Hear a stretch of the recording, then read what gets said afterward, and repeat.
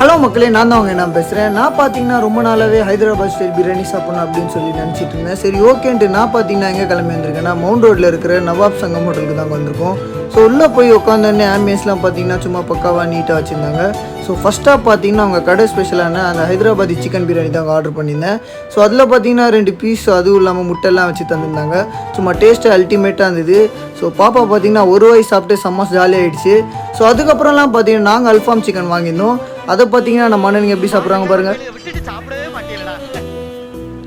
So finishing டச்சாக பார்த்தீங்கன்னா கடைசியாக நான் ஃப்ரூட் சாலட் வித் ஐஸ்கிரீம் தாங்க ஆர்டர் பண்ணியிருந்தேன்.